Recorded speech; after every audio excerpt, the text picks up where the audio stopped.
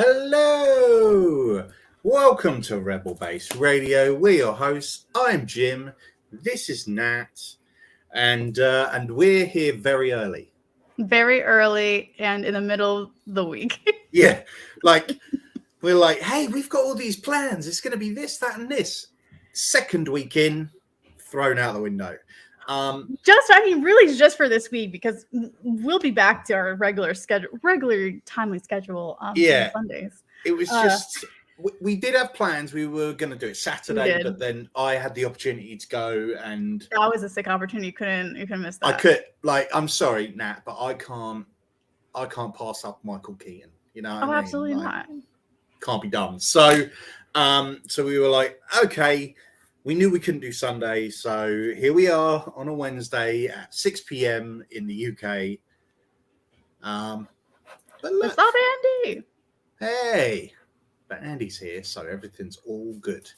So we are here to discuss the next batch of episodes that we watched of Rebels. We're still very much within season 1.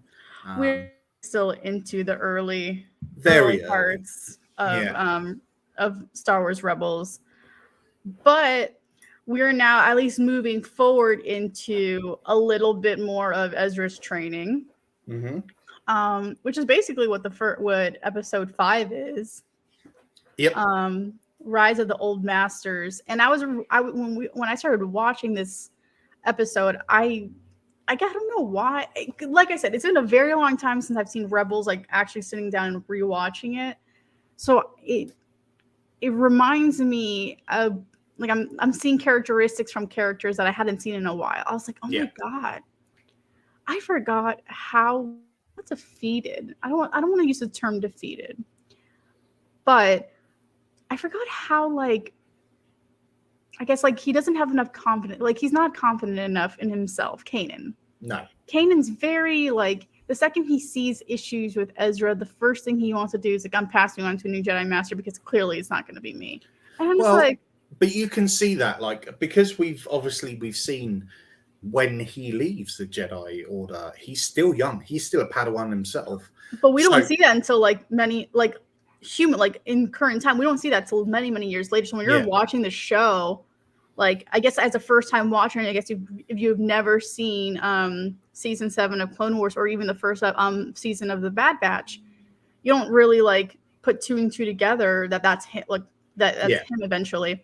But I was just like, dude, you're so defeated, like, so fast. And it's just like, just relax, like, you know, be patient. But he's so defeated in himself and his abilities, and he's it just. And this is he is a little bit of a dick in this episode, though. Oh, absolutely. That's what I'm also saying. Like, he gets very frustrated. He starts acting very dickish. Yeah. And, like, he basically just gives up on Ezra. Well, at the beginning of the episode, he basically gives up on Ezra being his Padawan because he was like, I can't do this. Like, it's not working. Like, he's not clicking with how I'm trying to teach things. And he's not listening. He's not listening. It reminds me of a certain Togrutan at the beginning. For sure. Like, but the minute he hears that potentially that Luminara, I always struggle with her name. I'm like, there's too many U's in this. There's too many U's. That she's potentially still alive. He's like, oh, well, she can just be your master. You're like, I remember I saw her once. She was great. Yeah. Absolutely. Take her. But then if anyone has watched Clone Wars, seen what happened to her own Padawan. Oh, yeah, exactly. Like, well, this is it. It's just like, is she the best? Because she is. I will say that out of all the Jedi Masters that we had encountered throughout the Clone Wars, Luminara was one. Luminara and Ayala Secura were probably the 2 female Jedi Masters that I had a lot of admiration for. Because, yes, we saw them in live action in Attack of the Clones and Revenge of the Sith. But, like, seeing them more broken down in Clone Wars, I was like, oh, my God, these are badass bitches. Like, yes. But obviously seeing, oh, my God, it's my wife. It's my wife. She's the only one that makes me happy every single day is her. I mean, Jim, you of course make me happy too. But I don't care. I'm such a dick. No, you said it. You lost. All right, Kanan. But basically, those two Jedi Masters were basically like, to me, they were powerful, they were strong, very, very, very in tune with the Jedi Order. But things went off the rail after, freaking Luminar's clearly they were rogue. Clearly, like, she was a good Jedi, but she didn't appear to be a good teacher. Yeah, which is true. Like, you could be a great Jedi Master, but teaching is probably. I'm right here. All right, I'm right here. Like dude, you're my best friend. Get a room. I gotta fly back to the UK. Yeah.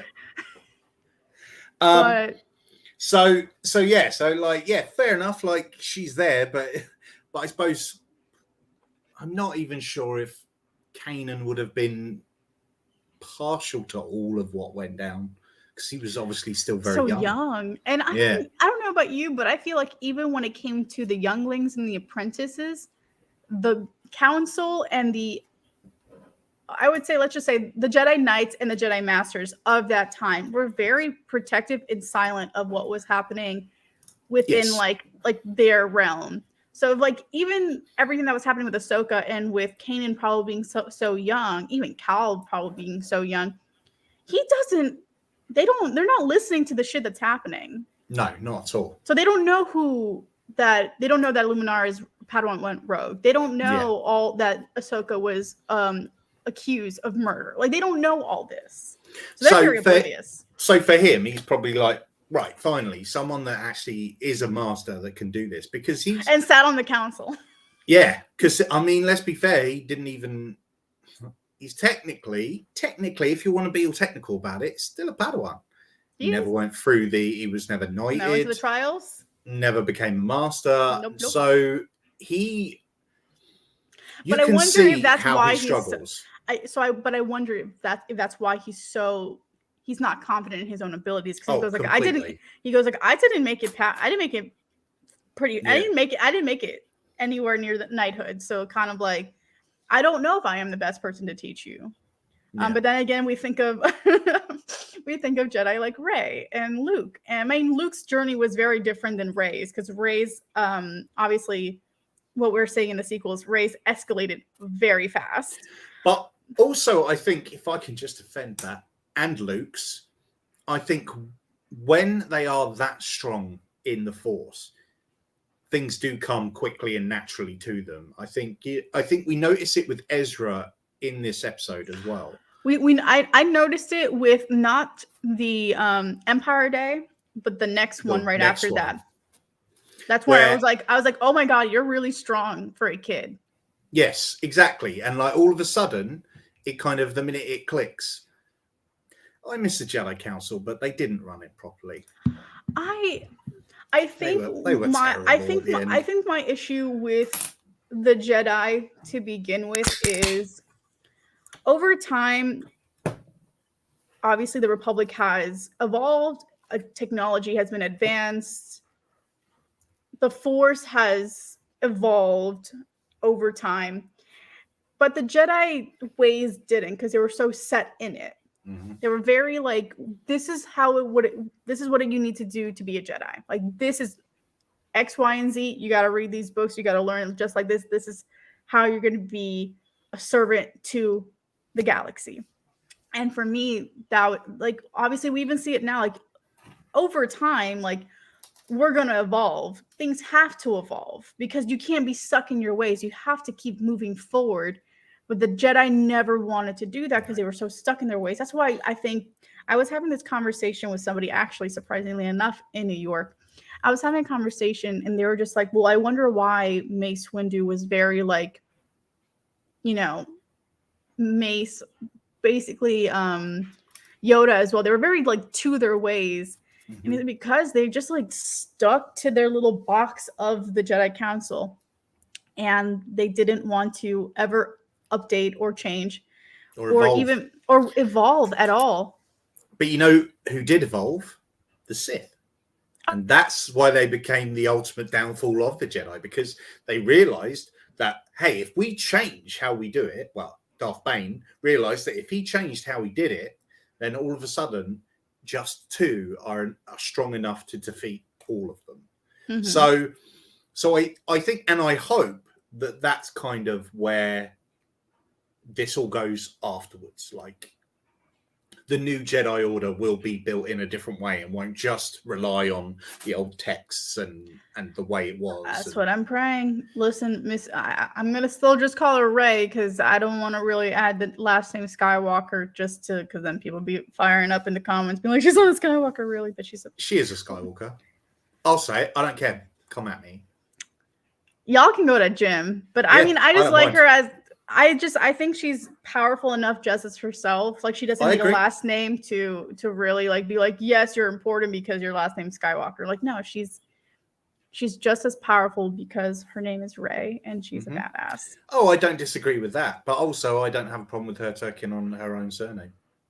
Why is that a problem? She's doing it as a sign of respect to her former master, because she doesn't. True. So I'm all for it. But anyway, back to Rebels, which is many, many years before all of that. So kind of like this first one, it's a very self-contained episode, but there's a lot going on in it. There is. We have this potential that there's a Jedi Master still around. See? This 100% this. No, I mean, I'm not disagreeing with it, but I know the people. The smoke. That's what it is.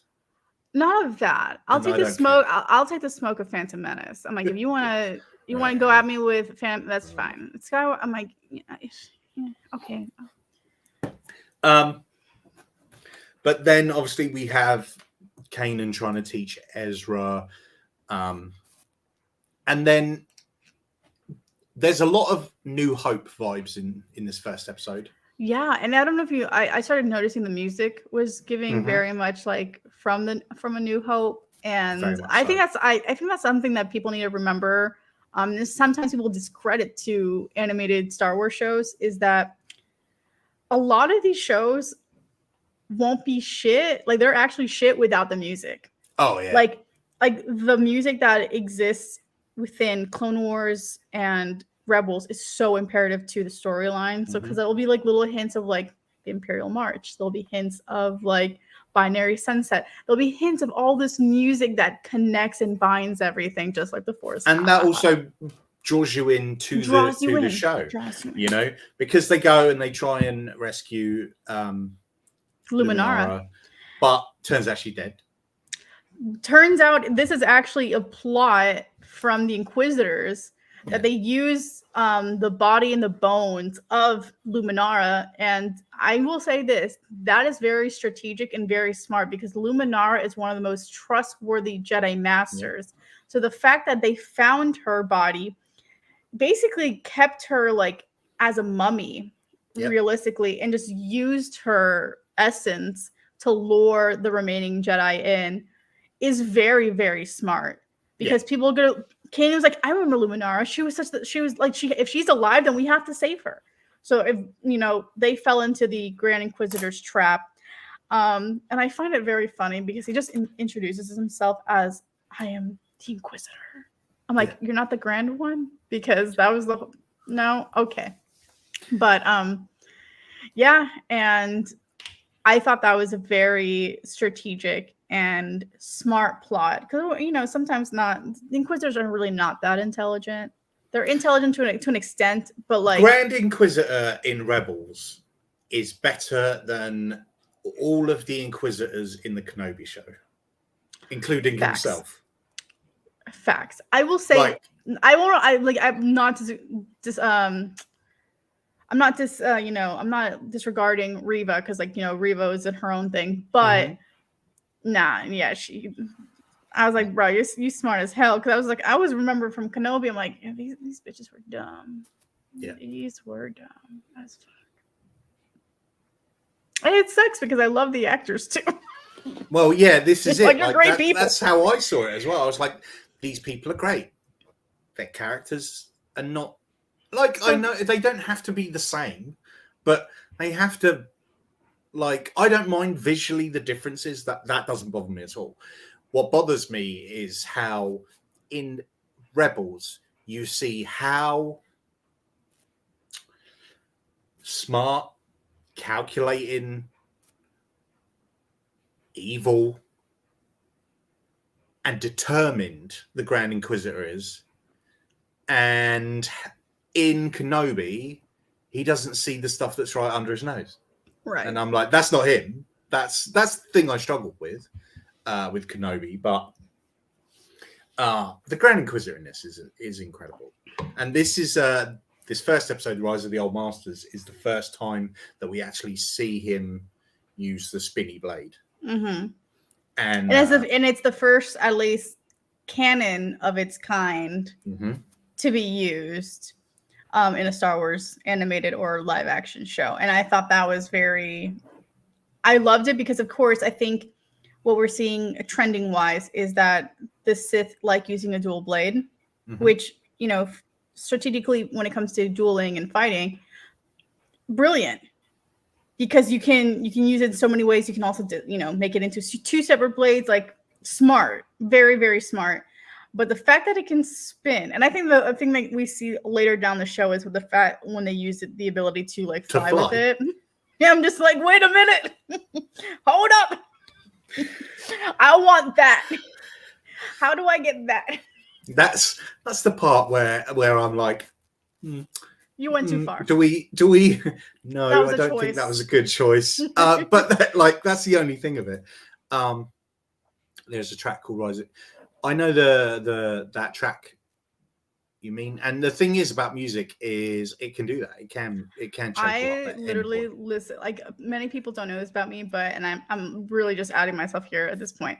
I can't go to sleep unless I have my playlist on, and the first song that has to play for me to get into slumber is the Rise of Skywalker epic version. That's a good one. I don't know what it is. I told my mom, like, the day that I ever get married is, if you're listening, please pay attention.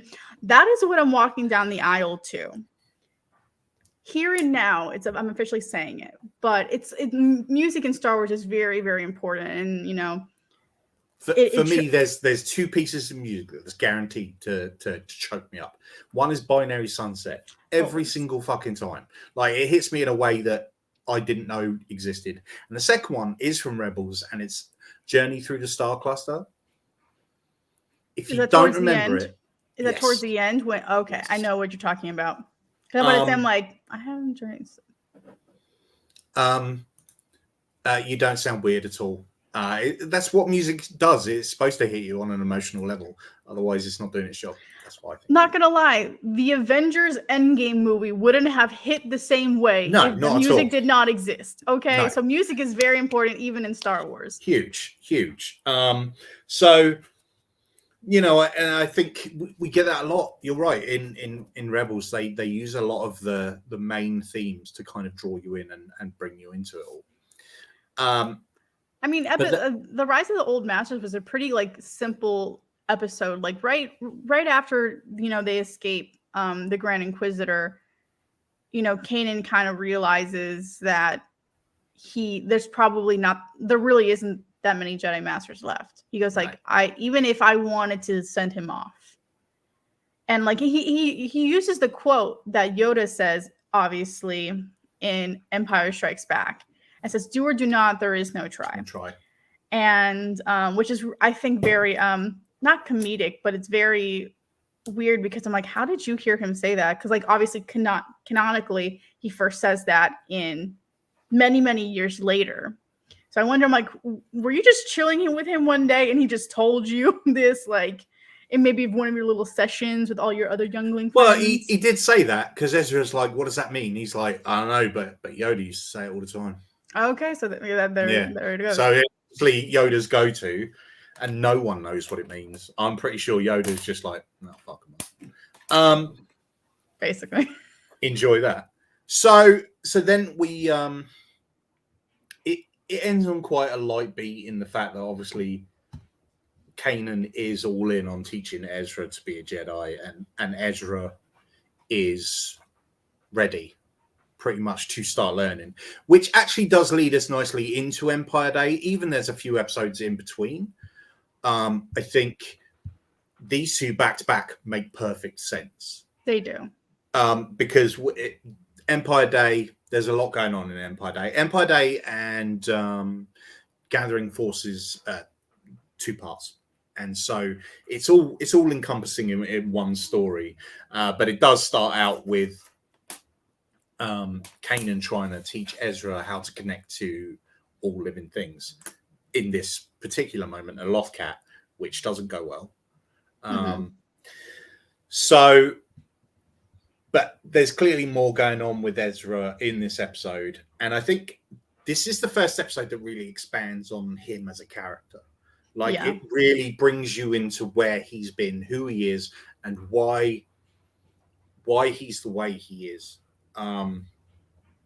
Because it turns out that Empire Day is also his birthday, which that's the worst birthday to have ever.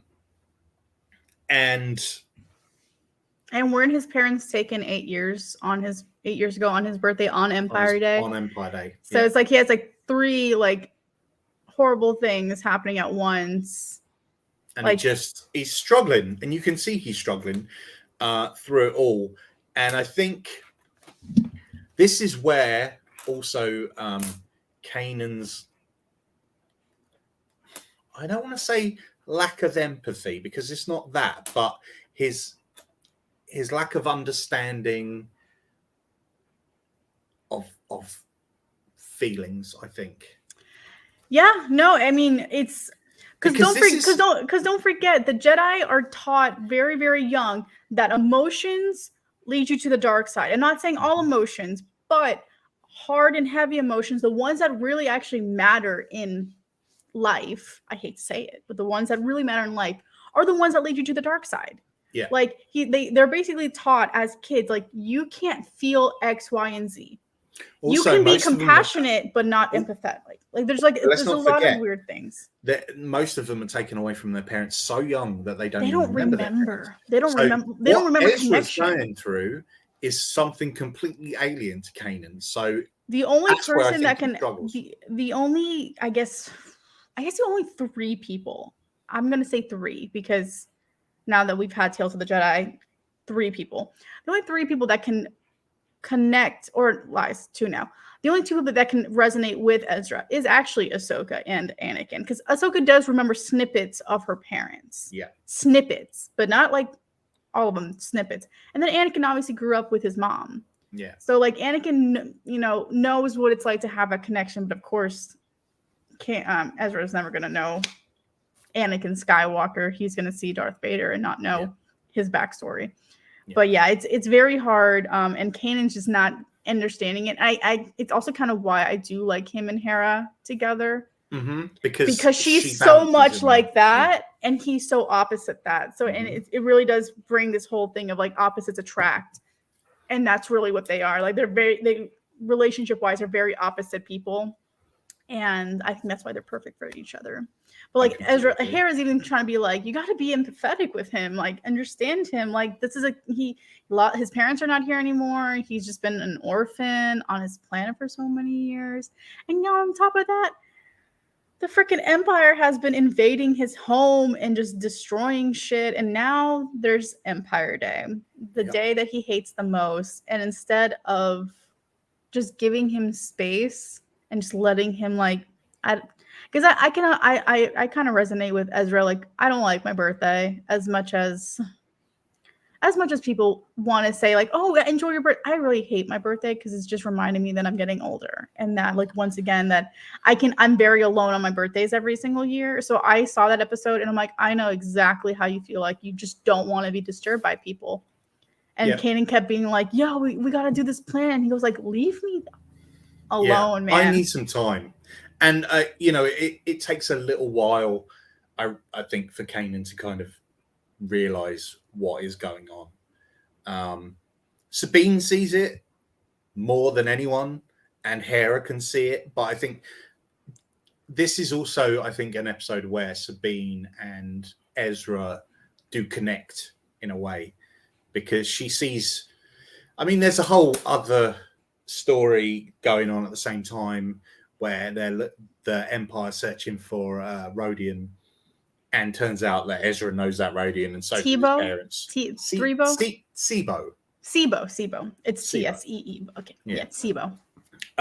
So you know, there's all that going on at the same time as Ezra's clearly dealing with some stuff. So there's a lot going on in these two episodes. And like you just touched upon it, but like the history that Ezra has with Sibo and his family, like the team's not understanding what he did, and the fact that he's also, if you guys watch the episode, Sibo has this connecting headset to him that's basically like, which the Empire implanted on him, but then Sabine kind of reveals that you don't do this unless you volunteered. Yeah. So it comes out that he volunteered to do this, but knowing that he kind of hurt Ezra's family in a bit, kind of like betrayed them, to redeem them and to hopefully save Ezra and, you know, get back at the Empire. He volunteers just so he can get all this information to help Fulcrum and the rebellion. But yeah, like they're all trying to figure this out. And I really feel when Ezra like just goes off on him, he goes like, I will never forgive you. Like, you were the one that betrayed him. It kind of gave me very much, oh my God, when, this is totally not Star Wars, but in Harry Potter, when Harry figures out that it was Sirius Black that killed his parents, and I was like, I hate you, I'm going to kill. Yeah. It was giving very much that. And I was just like, oh, the emotion, love. I'm here for it. For sure. For sure. And, you know, that's got to be hard for him, because he's been through so much. And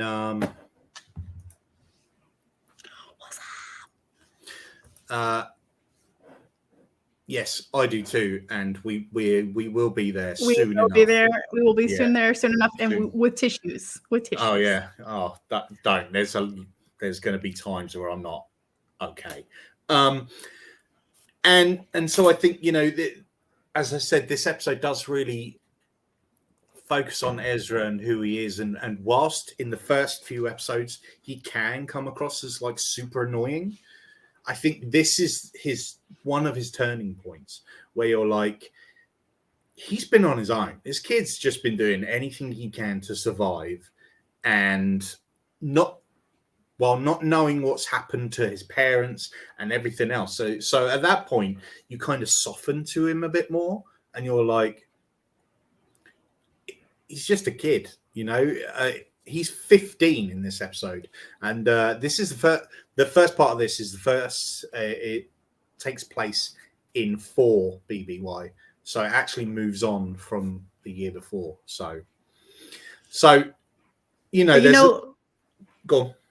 No, I was gonna say, you know what we also start seeing in the both in Empire Day and in Gathering Forces is how I'm gonna use the term, and if people hate me in the comments for it, sorry. How fascist the Empire is. Oh, for sure. To its citizens, because it's Empire. Like, for example, they show up to the bar, which is where, you know, Kanan and the crew are, and the troopers are like, why isn't Empire Day on the TV? And he goes like, no one's asked for it to turn on. He goes like, no, it's the law. You better turn it on. And so they turn it on, and then they're kind of like forcing the patrons to drink, being like, we're going to celebrate Emperor Palpatine for building the Empire and ending the Clone Wars 15 years ago. And it's like, even when the parade's happening on Lothal, and obviously, like, you know, Zeb and Sabine are throwing up all these like distraction fireworks, which I thought was adorable. He was like, now he goes, no. Yeet. I love it. He loves blowing stuff up, and it's my favorite thing of Zeb. But yeah, you just see like the other like Imperial commanders or captains or generals around the citizens, and they're just like, yeah, Empire Day, right. Yeah. Like, and they're just like, yeah. go, Emperor Pup. And Yeah. it's like, you guys are such sons of bitches. And it reminds me of certain people here in the United States. Yeah. There's a really nice moment as well when the fireworks are going off and Kanan brings out his inner Shaggy when he's all like, "Oh, it's beautiful, dude." I'm like, so "That's beautiful, dude." I'm like, "That's amazing." But then this kind of, it all kind of comes round 360 back to the beginning of the episode by the end of the second episode, because they ruin Empire Day on Lothal, rightly so. But then as they're escaping, the Grand Inquisitor is chasing after them with a bunch of TIE fighters. And I have to say, I forget how good the Grand Inquisitor's mask is. It's so cool. I might have to get one of those. I've got space. Oh, I think you have space. Well, whenever your new place decides to show up. Yeah. Yeah, exactly. Like, yeah. Making space. Specifically for those. Being like, do I need a toilet? Do I need a bathroom? Right. We can knock this through. We can knock this through. Kitchen? I don't need that. No, I just need my kettle. I just need my kettle, and that's it. Yeah. And a hot plate. That's all you need. I have figured out, this is totally digressing, but I have figured out that I'm gonna display my lightsabers in a different way. So it's not up your staircase anymore. It's not gonna be a staircase thing. Damn, I really enjoyed that. I know. Although they weren't, I did not take a picture of them with them turned on because the majority of them were dead. Oh yeah, yeah. They just sit there and run out of power. No, I think I'm going to take all the blades out and have them displayed as just hilts. That way, I can fit more in a small space. Not for like just actual display purposes. It goes, I want more. That's so I can fit more. Yeah, 100%, 100%. And so in a load of credit card debt. Yeah, right. So where was I? Yes. So the Inquisitor's chasing him. He puts a tracker on the Ghost. Technically, not actually on the Ghost. It's on the Phantom. So they're like, right. Well, we're gonna leave the Phantom in hyperspace, and Ezra and Kanan decide they're going to do this ridiculous idea. And from what we've watched, we haven't seen the episode where they were on this asteroid before, but I remember it. And in fact, I have watched it because I'm watching these all. Yes, you are. The thing is, I'm watching them and then I'm stopping before we get to the episodes that we're doing, and then I watch the ones that we're doing right before we go live, so that it's all fresh in my brain. Otherwise, I just go. So then they get to this planet with a bunch of creatures on it, scary creatures. And Kanan's like, "There you go, kid. Go and make some new friends." And basically tying back to Rise of the Old Masters, when he was trying to get him to connect with the Lothal, the Lost Cat. The Lost Cat, yeah. Yes, they'll do that. Don't forget to use the code Fulcrum for 5% off, and also, yeah, they sell T-shirts like this designed by me, so get some of those. And who knows, if you ever need a repair, I might be the person that does it. So many repairs. So they get there, and Ezra's like not having good times. And this is one of those moments where I think Kanan does step through as his master, and he's just like, "What are you afraid of?" He's like, "I'm afraid." He's like, "What are you afraid of?" And he just pushes him, and he goes, "I'm afraid of the truth." So obviously the truth about what actually happened to his parents. I think, as long as you don't know what happened to them, there's a chance that they're still alive. I think that's also, and it's funny that you literally just say that, because that is literally the parallel of what happens to Rey in the sequels. Mm-hmm. Like, she is so afraid of, she knows the truth. It's there. It's just, for sure. It's compacted in a box that she locked away, and she does not want to open it because she does not want to face the fact that realistically that, you know, her parents left her. She didn't know why they left her, but she knows truly that they did. They said, like, they literally said goodbye, like that weren't, like, you know, that you're going to be safe here. And she just, but she's still scratching those days off, isn't she? Scratching those days off, being like, someone's going to come back to get me. And she knows, she really does know that they're not coming back. So it's one of those moments that, like, when I saw that happening with Ezra, he's just like, he's so afraid. But I think that's once again, that's the pinnacle of, that's the Jedi when they go, like, because obviously Yoda says this in Phantom Menace, and it truly is, you know, one of my favorite lines of Star Wars of all time, and I kind of use it a lot, is like, fear leads to darkness, or hatred leads, no, fear leads to anger, anger leads to hate, and hate leads to suffering.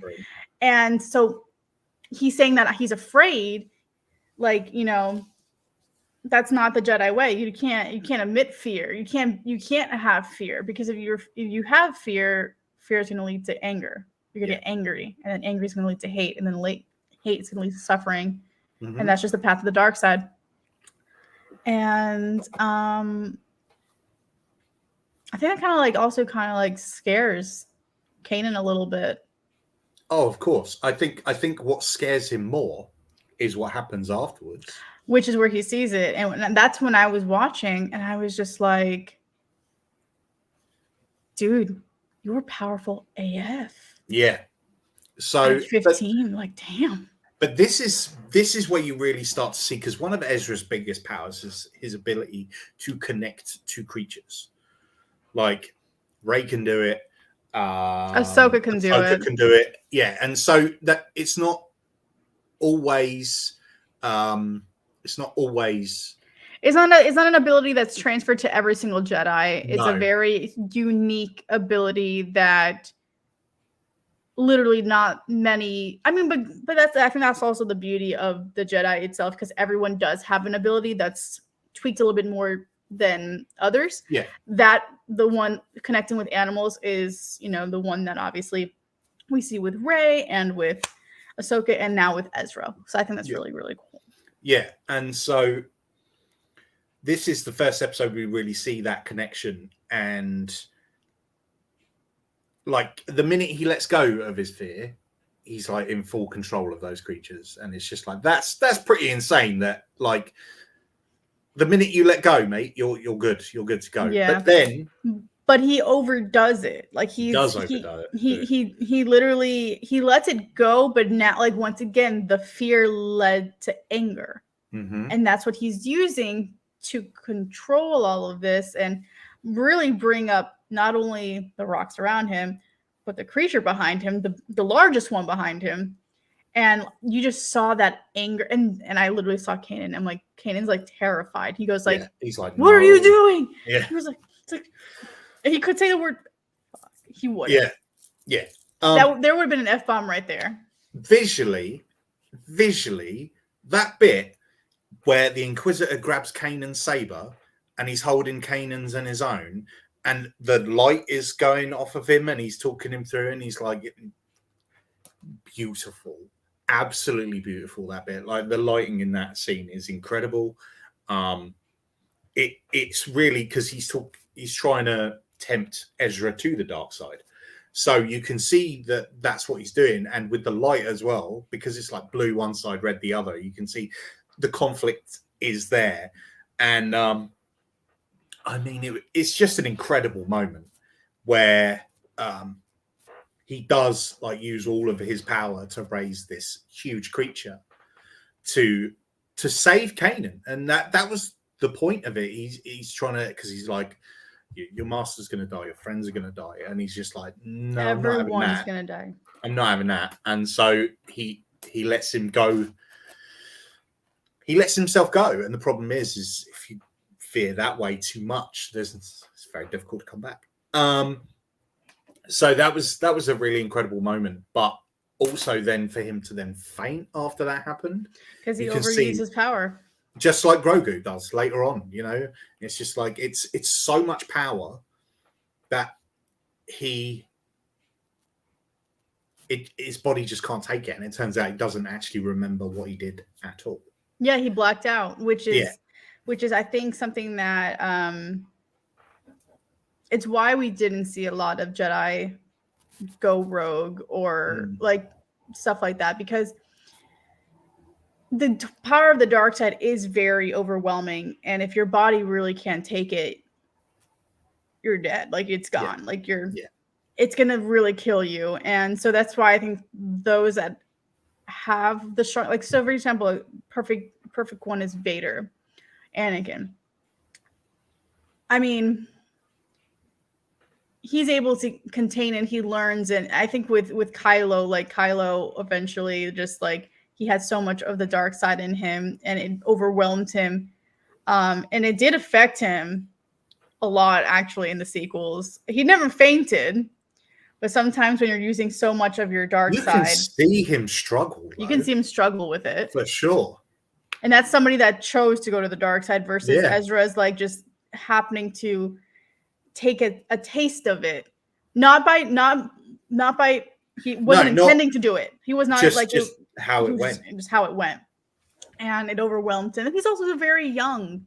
He's still very young, like 15 years old, and the fact that he just started Jedi training, like, he doesn't know where to store that energy. There's so much going on, but that also, I think, shows Kanan sort of where he needs to help as well. And I think, considering he was never a Jedi Knight or a Jedi Master, I think Kanan's doing a pretty decent job. Like, he's not getting everything right, but he is. This is, for me, why Kanan's one of the best Jedis, because sure, he follows the Jedi teachings, but not so to the letter. No, he's doing it himself. Yeah, and that's something we can't really. There's no one that we can compare to do that with anybody else, because I can't even say Luke did that, because Luke was very much, he went straight back trained by two Jedi Masters, and also after their passing, specifically only used what was given in the text. He never really, like, grew into a Jedi, he didn't really have. I don't want to say he wasn't human being a Jedi Master, but he really wasn't being a real person. No. While teaching these younglings and these apprentices and Ben at the time, like, it was very much like, I'm in Jedi Master mode.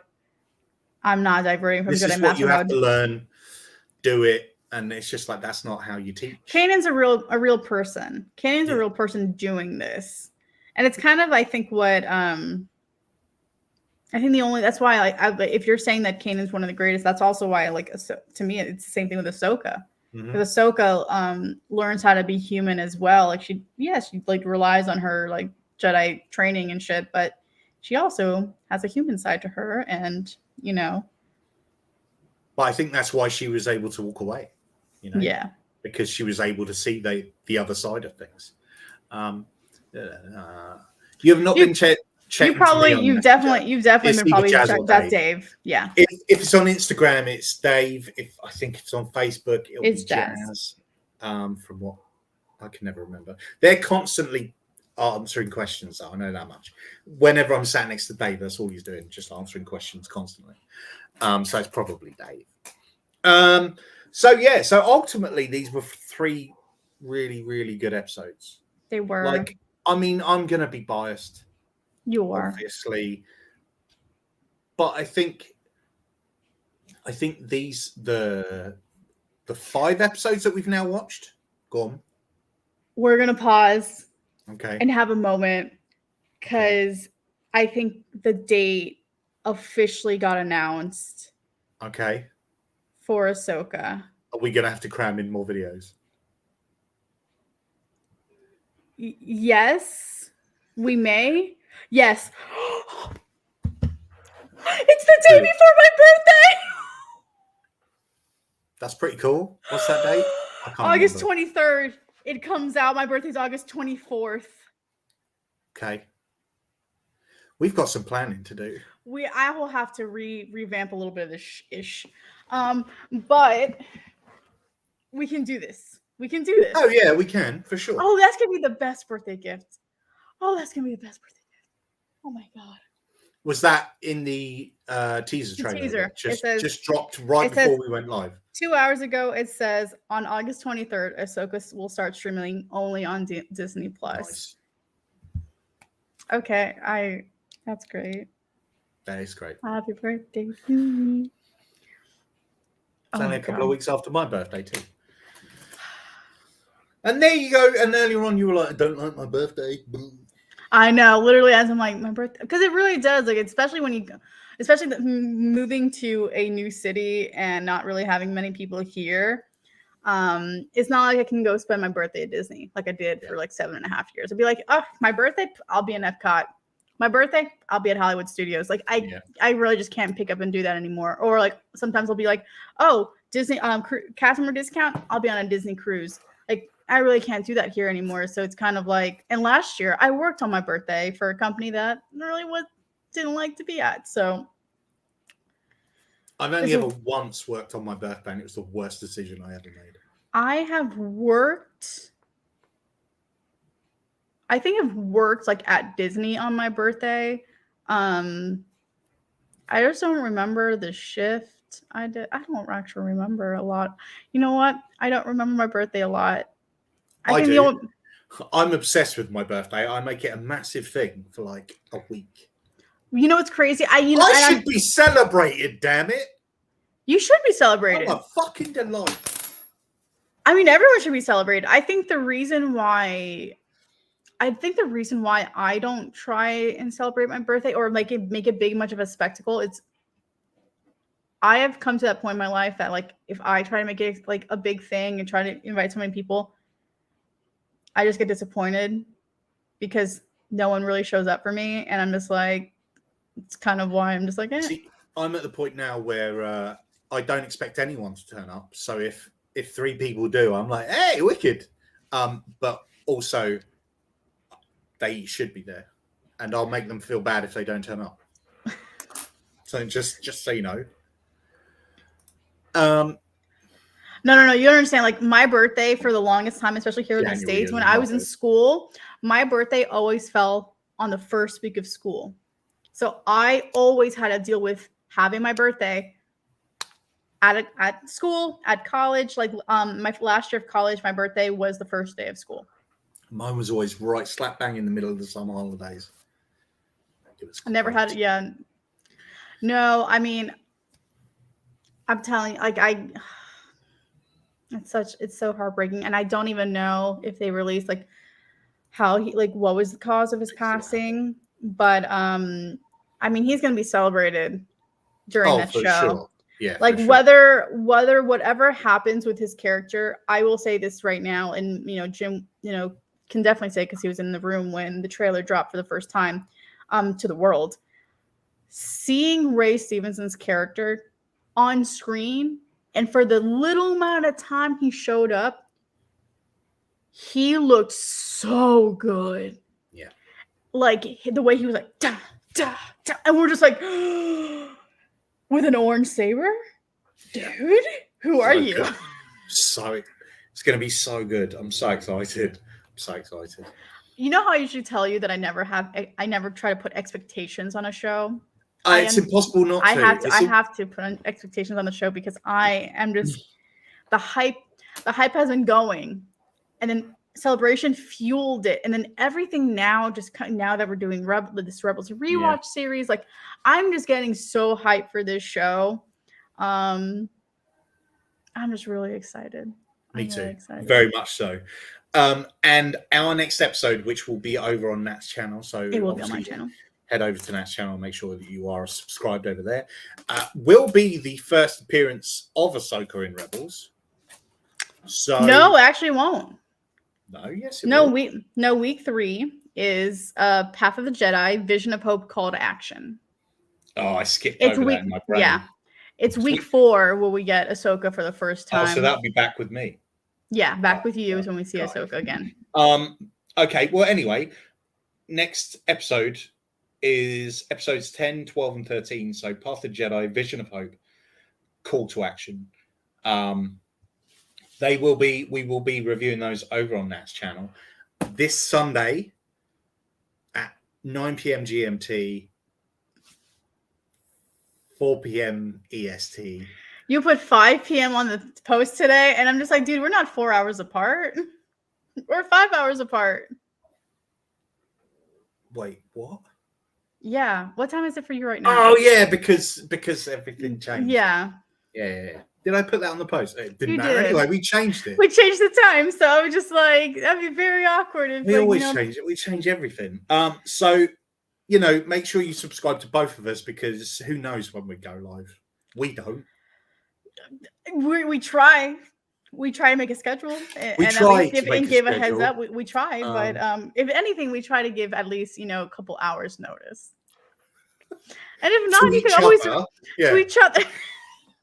But if anything, you'll be able to rewatch it on either on whatever channels it's being hosted on. But yeah, next week's episodes that we'll be covering is episodes 10, 12, and 13, which is Path of the Jedi, Vision of Hope, and Call to Action.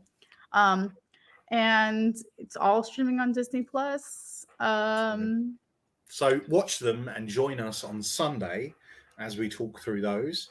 And as we try and figure out how we're going to fit in all the rest of the episodes before Ahsoka starts. It starts a week earlier than we thought it did.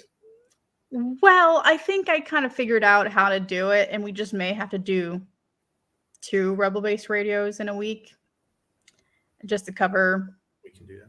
We can do that. That's not going to be an issue. Yeah, because I think what it was is I think the reason why I thought it was on the 30th is because someone had leaked it. Yeah, that's what I heard. Yeah, someone had leaked it saying that, it premieres on August 30th or August 31st or something like that. I was like, oh, perfect. It's literally the last weekend of the month. Wonderful. Yeah. And then I was like, I would really love it to be on my birthday. So I don't know who was listening, but thank you, Lucasfilms. So that's very cool.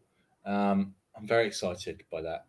I need to go and watch that teaser trailer now. I'm not sure it's going to show anything. Well, do you want to watch it together here now? Yeah, let's do it. Live? Yeah. Will it allow us to? We can watch it, but we can't put it on screen. Okay, so we'll get kicked off straight away. So we're gonna have to just watch it. Okay. We can listen to it ourselves. Trying to think. I've got it up right now. Just tell me when you're ready to hit play, and I'm ready to hit play. Wait. Oh wait. I should have probably just wrote in Ahsoka.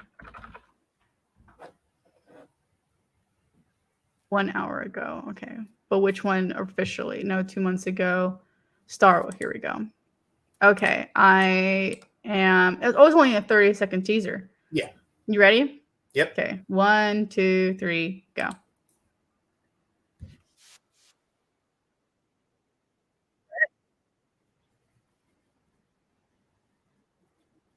Yeah. On August 23rd, y'all.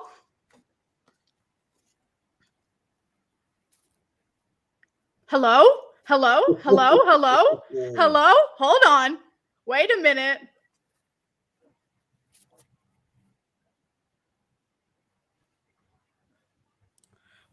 I have thoughts. Oh my God. Hold on.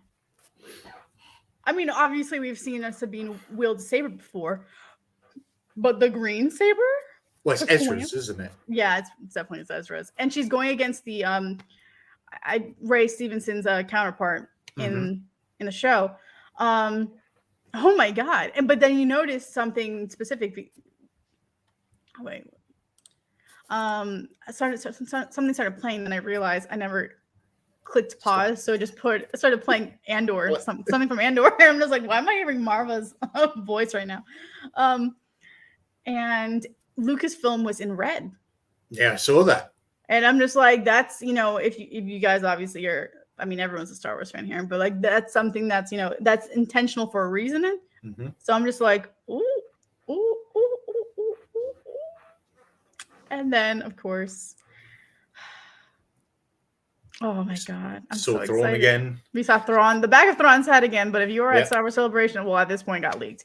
But you get to see Thrawn's face at some point. Everyone's seen it. I know. I think, and what's crazy to me is how they kept saying it in the panel in the room. They're just like, this is a way how to get kicked out of Celebration. And everyone's just like, what do you mean? You put your phone up during the trailer. You will, we have people watching you. They also kept doing that thing where they'd shine the torch. Yeah. so that it would block out anything if you hit it. So yeah, I don't know why anyone would do that. I just took photos of like the cast and everything. I was like, the minute the trailer's on, I don't care about recording it. I care about watching being it and watching it Yeah. and being present. I think that, I mean, I can understand if you're making content, but at the same time, like for me, like I think that's the one thing that's very important about Celebration is like, yes, you want to be able to say like just in like recently announced, like I get that, but like you just gotta be present. Like so much is Yeah. happening around you. You just gotta like take it in. And like I literally put my phone down, face down, and I was just like, I need to watch this trailer. And it was the best thing ever. But yeah, that's it for this week's episode. It very much is. Rebels Radio. Thank you, everybody, for joining us and chatting along with us. We will be back on Sunday at whatever time it is. 4 p.m. EST, 9 p.m. GMT. There we go. And until next time, thanks for joining us. And may the force be with you. always.